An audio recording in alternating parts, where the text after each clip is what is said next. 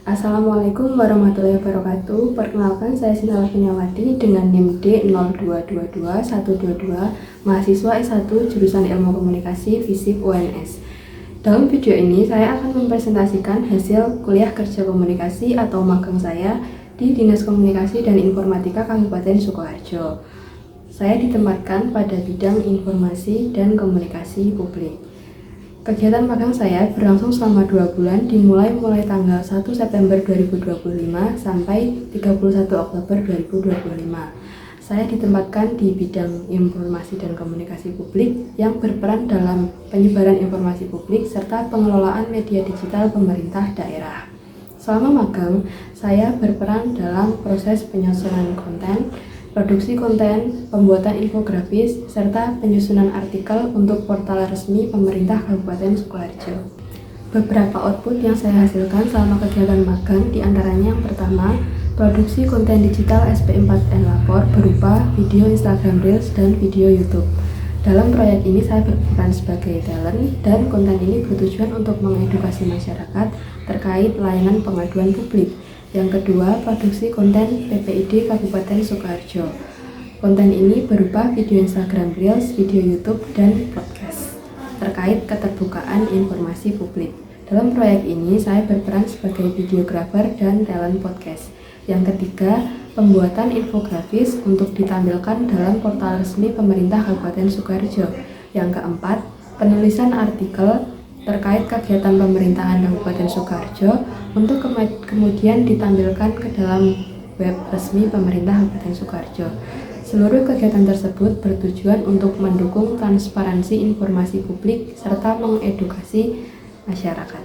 Untuk menganalisis kegiatan magang saya menggunakan teori situasional publik oleh James Grunig, di mana dalam teori ini terdapat 3 variabel utama. Yang pertama, problem recognition, kemudian constraint recognition, dan yang terakhir, level of involvement.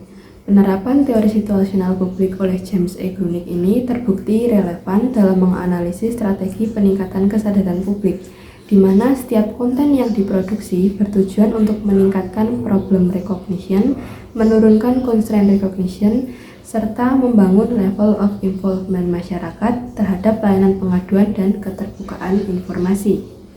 Secara keseluruhan, program magang ini tidak hanya memperkuat kemampuan teknis penulis dalam digital content production dan riset komunikasi, tetapi juga membangun soft skill penting seperti komunikasi interpersonal, adaptasi lingkungan kerja, penyelesaian masalah, serta kedisiplinan dalam menjalankan tugas.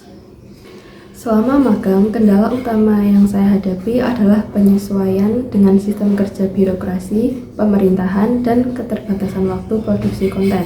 Untuk mengatasinya, saya melakukan komunikasi aktif dengan mentor dan tim, belajar mengatur waktu dengan lebih disiplin, serta menyesuaikan diri dengan alur kerja instansi. Selama melaksanakan kegiatan magang, saya tidak mengalami maupun menyaksikan tindakan pelecehan baik secara verbal maupun non-verbal. Lingkungan kerja yang saya rasakan cukup suportif dan bersifat profesional. Melalui rangkaian aktivitas magang, penulis memperoleh pemahaman mengenai dinamika sistem birokrasi pemerintahan, budaya organisasi, serta pentingnya kolaborasi tim dalam menghasilkan program komunikasi yang efektif. Melalui kegiatan magang ini juga saya mendapatkan pengalaman nyata dalam penerapan teori public relation, khususnya teori situasional publik oleh James E. Grunig, yang kemudian diterapkan ke dalam komunikasi publik pemerintahan berbasis media digital. Sekian pemaparan dari saya. Apabila terdapat kesalahan kata maupun kesalahan perilaku, saya mohon maaf. Terima kasih atas perhatiannya. Wassalamualaikum warahmatullahi wabarakatuh.